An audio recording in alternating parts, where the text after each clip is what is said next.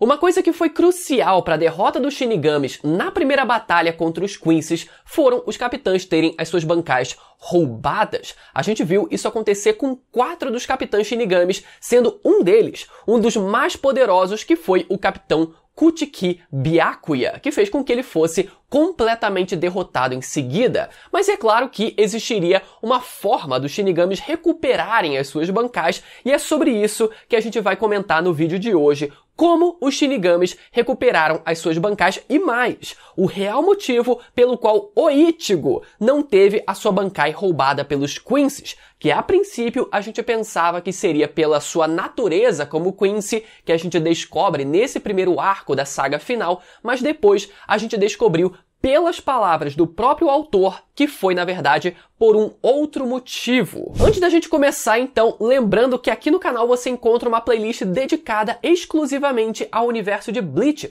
com vários temas super legais, e para você não perder nenhum vídeo dessa temporada, lembra de liberar sua bancai no botão de se inscrever no canal e de ativar o sininho para sempre saber quando tiver vídeo novo e poder vir correndo assistir e não ficar por fora de nada, beleza? Vimos então, galera, durante a primeira batalha contra os Quincy's, que 4 dos capitães Shinigamis tiveram as suas bancais roubadas. A princípio, os Shinigamis pensaram que os Quincy's eram capazes de selar as bancais dos Shinigamis, mas mesmo assim, 4 deles resolveram liberar as suas bancais, provavelmente acreditando que eles conseguiriam quebrar o selo se esse fosse o caso. Claramente, né, faltou um pouco de trabalho de comunicação melhor entre eles para que eles não tentassem liberar as suas bancais todo mundo de uma vez, mas dado o desespero da situação, dá pra gente tentar passar um pano pra imprudência deles. Vamos lá, né?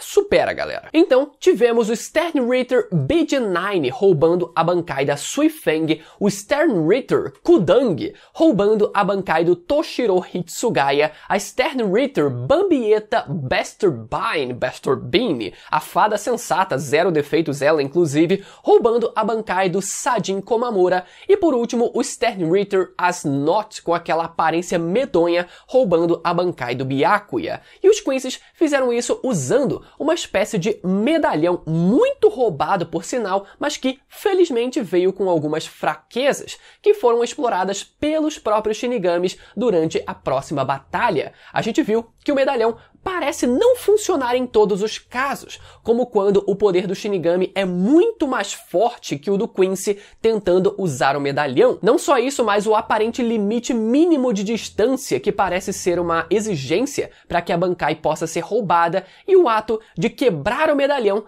também faz com que o poder retorne para os Shinigamis. Mas não é dessa forma que os capitães recuperam os seus poderes, e a gente vai entender como tudo isso aconteceu agora. Depois da derrota, os capitães passam cada um por um treinamento em específico para que eles pudessem suprir a falta das suas bancais, e eles naturalmente voltam mais poderosos, afinal a gente tá, né, falando de Bleach, né? Eu não vou entrar muito em detalhes sobre o treinamento de cada um, porque não vem muito ao caso, mas eu vou focar mais no desenvolvimento do Hitsugaya, porque a recuperação das bancais é meio que narrada mais a partir da perspectiva dele, então a gente vai focar nele, beleza? O Hitsugaya, então, volta a enfrentar o Kudang, e a gente vai ter que, bom, abstrair um pouco, né, o nome do cidadão, porque, bom, dá pra ver, com a ajuda da tenente Matsumoto para colocar um respeito a mais na batalha, né? Pra, pô, até o cara entrar com respeito. Enfim, o Hitsugaya conta pra gente que, de todos os capitães da Gotei 13, a sua Zanpakuto é a que menos tem diferença de habilidades entre as formas de Shikai e Bankai, e que a única real diferença está no volume de gelo que ele consegue produzir. Então, tendo isso em mente, o Hitsugaya e a Matsumoto armam um plano para suprir essa desvantagem, que foi unir a poeira da lâmina que compõe a Shikai da Matsumoto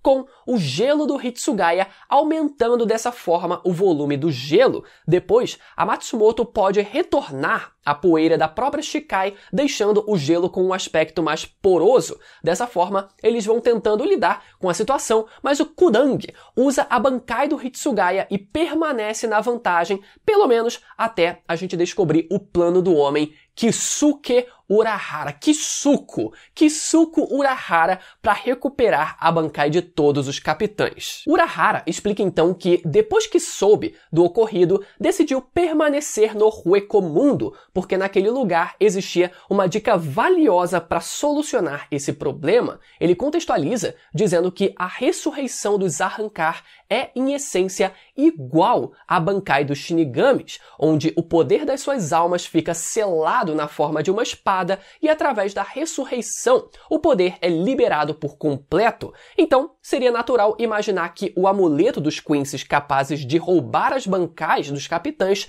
também fosse capaz de roubar a ressurreição dos Arrancar, coisa que não aconteceu com nenhum Arrancar, o que acaba sendo muito sugestivo, né, para o Urahara. Urahara então diz que não é como se os Quincy's não tivessem interesse nos Arrancar, já que eles usaram os próprios Arrancar como escravos para o seu exército. Então, os Quincy's sabiam que eles eram uma força militar valiosa, mas mesmo assim não roubaram as suas ressurreições. Então, só havia duas possibilidades. Primeiro, os Quincy's não conseguiam roubar esse poder dos Arrancar por algum motivo, algo que, segundo as pesquisas sobre Hollows estudadas pelo Urahara, não teria qualquer motivo aparente para esse ser o caso, ou a segunda possibilidade, onde, caso eles fizessem isso, os Quincy's sofreriam um efeito colateral. Urahara diz que os Quincy's são uma raça com uma falta de resistência natural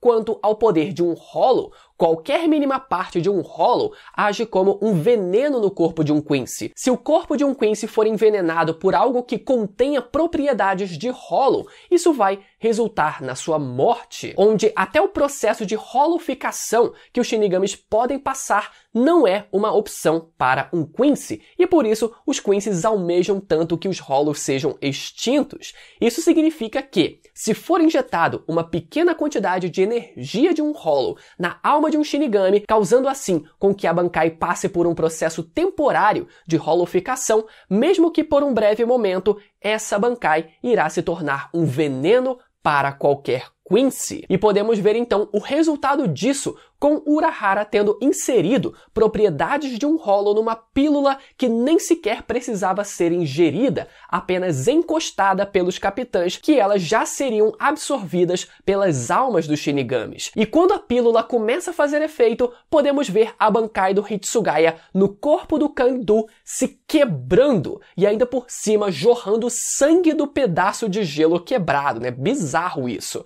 E dessa forma, gradualmente a Bankai usada pelo Kangdu vai se quebrando e desaparecendo até voltar completamente para o Hitsugaya, e a mesma coisa acontecendo com os outros capitães também. Ou seja, a pílula agiu como um veneno para o corpo dos Quincy's, que passou a rejeitar a Bankai dos Shinigamis nos seus próprios corpos. E aqui, vocês podem até me perguntar, né? Tá, mas como é que a pílula fez efeito no corpo do Quincy se ela foi absorvida pelos Shinigamis? A pílula não devia ser tocada pelo próprio Quincy para fazer efeito? E essa é uma pergunta muito boa mesmo, mas vale lembrar que, apesar das Bankais muitas vezes elas parecerem algo externo aos Shinigamis, elas ainda são parte das suas próprias almas. Por definição, as próprias Zanpakuto, de forma geral, são justamente criadas a partir das almas dos Shinigamis, dos espíritos dos Shinigamis. Então, mesmo que à distância e via Wi-Fi, as pílulas puderam fazer efeito pelas Bankais se comportarem como parte das almas dos próprios Shinigamis, certo? Agora, quando se trata do Ichigo e o motivo dele não ter tido a sua Bankai roubada pelos Quincy's, a princípio, a gente pensava que isso teria acontecido pelos Quincy's não poderem roubar o poder de outros Quincy's, já que se a gente até for parar pra pensar, a ideia era justamente, né, unir a raça dos Quincy's, então não seria bom existir uma ferramenta que permitisse os Quincy's ficarem roubando os poderes um do outro, né, com exceção do Rei Quincy. Aquele ali pode roubar o poder de todo mundo e ninguém pode questionar, né, mas isso não passou de especulação nossa. Há quem diga também que o motivo teria sido porque aquela ainda não era a verdadeira Zanpakuto, a verdadeira Zangetsu do Ichigo, e por isso não teria como os Quincy's roubarem uma Bankai falsa. Mas a verdade é que a resposta para o caso do Ichigo permanece a mesma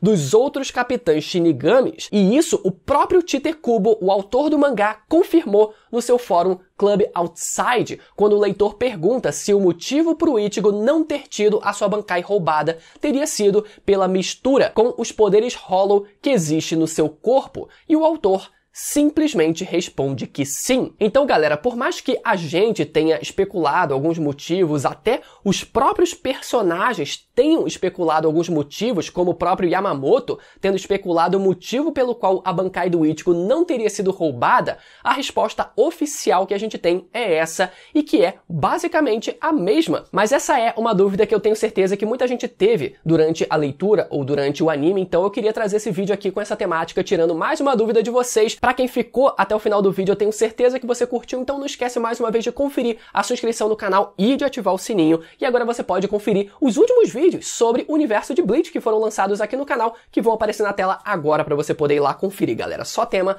maneiro, beleza? Até a próxima, tchau!